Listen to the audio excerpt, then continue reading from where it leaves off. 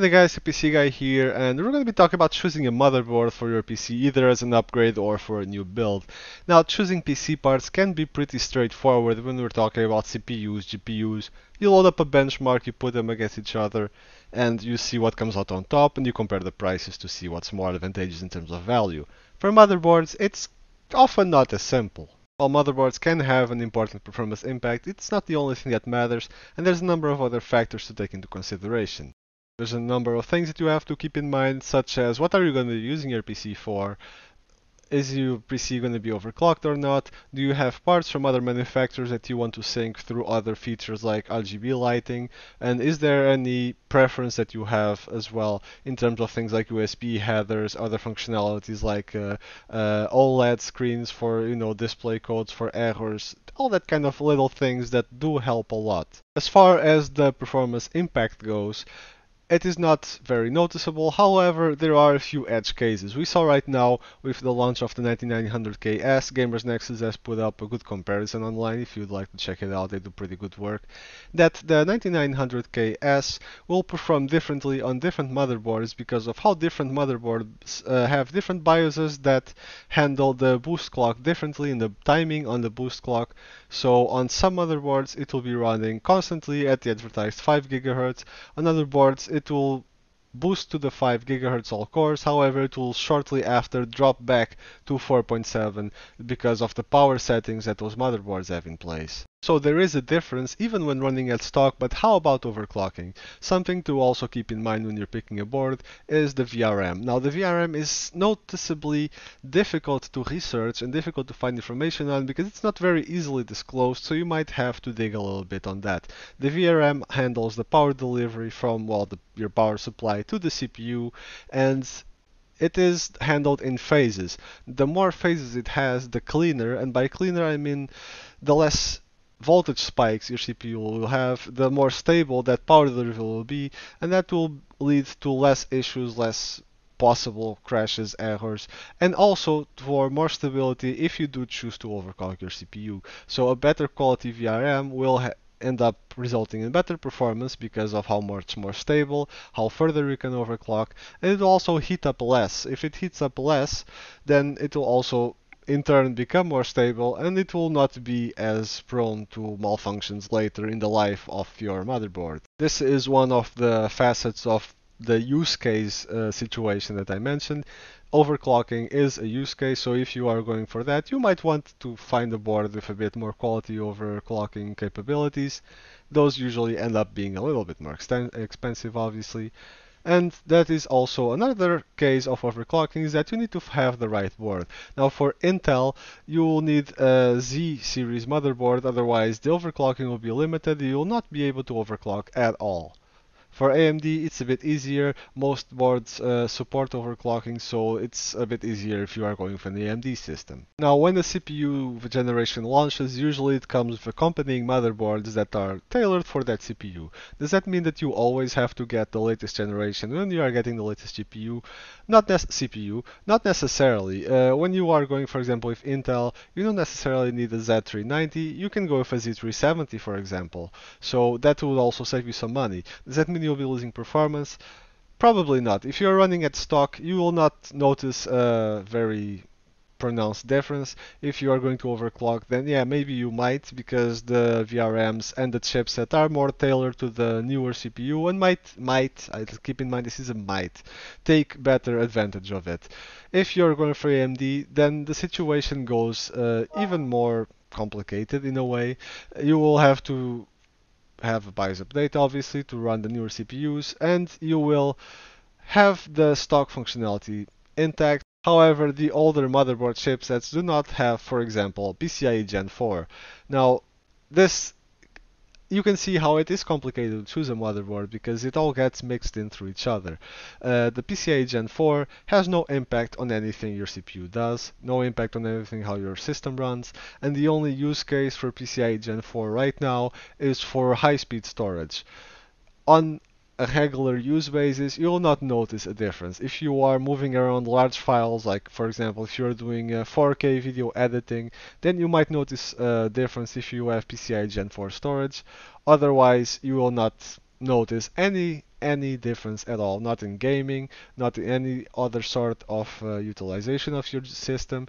So PCIe Gen 4 is a very edge case right now. However, if you choose to go with one of the X570 boards, you will have PCIe Gen 4, and you will be paying extra for it. What does this mean? It means that you could very easily, if you're in the budget, save money, have roughly the same performance on your CPU, and get a B450 motherboard from previous generation if you want to, cheap out on the motherboard, and you probably will not be losing much in terms of features or performance. So those are all things to keep in mind when choosing a motherboard. The next one is a bit of a static situation. It's not super important, but some people do like their systems to look good, and they like the flashy lights. So if you have RGB lighting in your system, and if unless you have a third-party solution like Corsair Hub or something that is compatible with any system, if you are running software on your motherboard to control the lights, then you might want to have a specific brand because, well, the brands are non-standard. They are all individual per brand. Asus has one, MSI has one, Gigabyte has a different one, the ASRock has another different one. So it all is different proprietary motherboard control software. So you might want to go for a specific brand if you want to have all your lighting sync easily in one application. It's worth keeping in mind that going with one brand for the motherboard because of the lighting will lock you into that ecosystem a little bit if you want to take advantage of that. And you will also need, for example, I have an Asus motherboard. If I want to have a graphic card that syncs the light with the motherboard automatically, then I will also need an Asus graphics card. And I need my fans to be Aura compatible because that's what Asus runs. And then, yeah, it does cut out on your options as far as upgrading other parts in the future goes. And if, for example, Asus cards are more expensive than others, at the same performance, then yeah, do I go for the more expensive ones just so that they sync? Do I go for other ones and then I have to handle two different softwares? So it is all things that are worth considering when buying a motherboard and locking yourself into that ecosystem. On a bit more important note are the other features that your motherboard might or might not have. Like for example, M.2 slots, M.2 storage is becoming a lot cheaper now. It is faster than standard SSDs, and it is also smaller and fits in your PC a lot more easier. Now your motherboard does need to have dedicated M.2 slots to use it. There are PCIe expansion cards to use M.2 drives. However, if your motherboard has M.2 slots, well, it becomes a lot more easier. You don't need the extra card, and the extra card is not popping out of the PCIe slot looking bad. So that is something to consider. If you are wanting to have M.2 storage, I would definitely aim for a board that has that support already inbuilt on the motherboard. Next up we come to headers.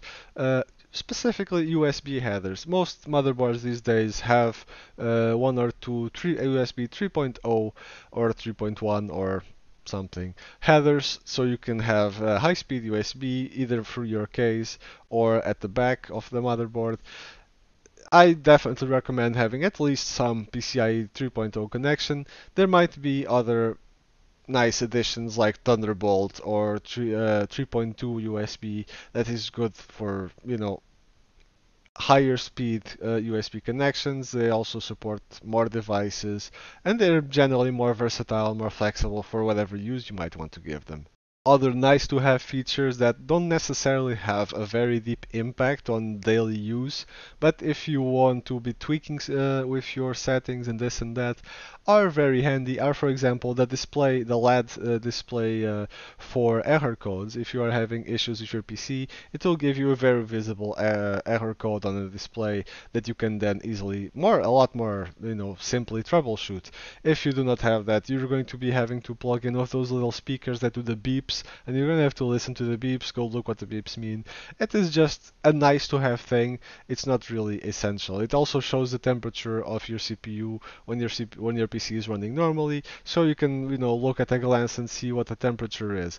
From experience, it's not completely accurate. It does not match up with the temperatures that I see, for example, on hardware info, but it's a nice to have thing to just at a glance have a general idea of how your system is doing. Other very handy things to have for example, are a clear CMOS button. Mine has one on the back. That means that if you are having BIOS issues after changing a few settings, you can easily clear the settings with that button.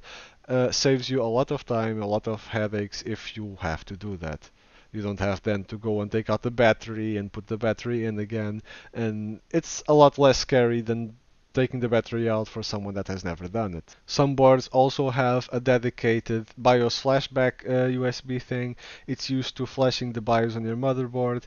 And while not essential, again, it is a very easy and very handy thing to have, and it's just a little extra. If you are looking at more at the higher end, then there is a whole different slew of options that are not very important for the general user, but a lot of them have headers and sensors for example, for water cooling, for direct monitoring. Some of them come already with the intention to put a monoblock there.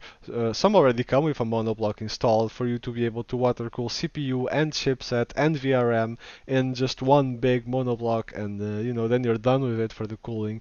So, but that is a bit more expensive, well, quite a bit more expensive, and a bit more than the general user will have need for. These are all things that are not really essential and they're just nice to have features.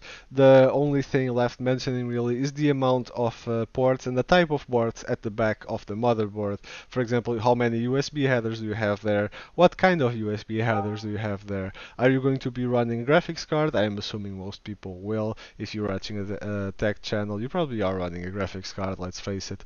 But if you are not, or if your graphic card dies and you need to just run off your iGPU for a while you replace it, does your motherboard have little monitor display ports that you can just plug your monitor into, or does it not? Because some of them do not, and then you're in a bit of a pickle if you do not have the correct ports for your screen. Then your computer is basically unusable until you get your new graphics card. Obviously, I cannot end this video with a recommendation of get one like this, get one like that. Like you saw throughout this video, there are a lot of factors to keep in mind. There's a lot of things to decide, and it all depends on how you are going to use your PC and your own personal preference. Performance-wise, the difference is not massive. We're talking probably single-digit % of difference of using, the same CPU, the same GPU on different motherboards. The difference is probably absolutely tiny and probably not really something you necessarily need to keep in mind. What you can take out of this is if you're going to overclock, you probably don't want to get the cheapest motherboard available. You want a bit of a better quality VRM solution, and you want to look at how many headers, be it USB, RGB, whatever, how many headers are on the motherboard and if they are enough for your needs. These are the highlights of it. Other nice things to have are the M.2 slots. It is close to essential these days if you're going to be building a bit of a better build.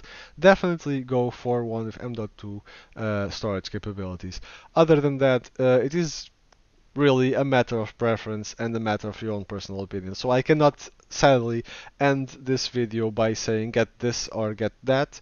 My only advice on that matter is if you are going with AMD, then the PCIe Gen 4, unless you want high-end stuff and you want the best of the best and newest of the newest, then it is not strictly necessary to go for X570, and you can safely go for older motherboard like B450, X470, something like that, and it will save you a little bit of money that you can put towards other parts. Now, this was not the clearest of videos. I know it's not the most satisfaction of conclusions, but it is just to give you an idea of what you should look for. So hopefully that helps and that clears up a little bit on what the differences are on motherboards and what you should look out for. This has been Attic PC Guy.